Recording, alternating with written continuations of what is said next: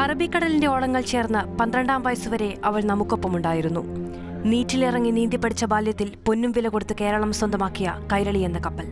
പടിഞ്ഞാറേ തീരെ തലയടിക്കുന്ന വിശാല സമുദ്രം കണ്ടുകൊതിച്ച് 1976 പ്രണയദിനത്തിൽ ഓസ്ട്രേലിയ ഒലേഷ് റോഡറിൽ നിന്ന് സാഗാസോഡ് എന്ന കപ്പൽ കൊടിയും നിറവും മാറ്റി MV കൈരളിയായി മാറിയ കഥയ്ക്ക് ഒരു ത്രില്ലർ സിനിമയുടെ സാധ്യതകളുണ്ട്. ഉപ്പുകാറ്റടിച്ച് തുരുമ്പിച്ച ഓർമ്മകൾക്ക് ഇന്ന് വാർഷികം. 1979 ജൂൺ 30 മർമഗോവയിൽ നിന്ന് കിഴക്കൻ ജർമ്മനിയിലേക്ക് ഇരുമ്പയിരുമായി പുറപ്പെട്ട MV കൈരളിയിലുണ്ടായിരുന്നത് 51 പേർ, 21 മലയാളികൾ. ജൂലൈ 3 രാത്രി 8 മണിക്കാണ് കപ്പലിൽ നിന്ന് അവസാന സന്ദേശം എത്തുന്നത്. കേരള ഷിപ്പിംഗ് കോർപ്പറേഷൻ കപ്പലിലേക്ക് തുടർന്നുള്ള 3 ദിവസങ്ങളിൽ സന്ദേശം അയച്ചു. മറുപടിയില്ല. ഇന്ധനം നിറയ്ക്കാൻ ജൂലൈ 8 ആഫ്രിക്കയിലെ ജിബൂത്തിയിലെത്തേണ്ട കപ്പൽ അവിടെ എത്തിയിട്ടില്ല എന്ന് വിവരമറിയുന്നത് 11. ദിവസങ്ങൾക്ക് ശേഷം തിരച്ചിലിനെത്തിയ വിമാനങ്ങൾക്കും കപ്പലുകൾക്കും കൈരളിയുടേതെന്ന് പറയാവുന്നതൊന്നും കടൽപ്പരപ്പിൽ കണ്ടെത്താനായില്ല. കപ്പൽ വാങ്ങിയ നടപടിക്രമങ്ങളുടെ പേരിൽ, അധിക ഭാരത്തിന്റെ പേരിൽ, ക്യാപ്റ്റന്റെ അപകട സാധ്യതാ മുന്നറിയിപ്പ് അവഗണിച്ചുള്ള യാത്രയുടെ പേരിൽ ആരോപണങ്ങളേറെ ഉയർന്നു.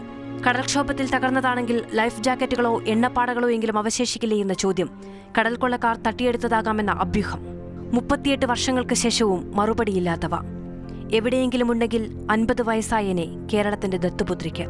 ബാക്കിയുണ്ടായേനെ അന്ന് നഷ്ടപ്പെട്ടവരിൽ ആരെങ്കിലുമൊക്കെ. News desk, Mathrubhumi news.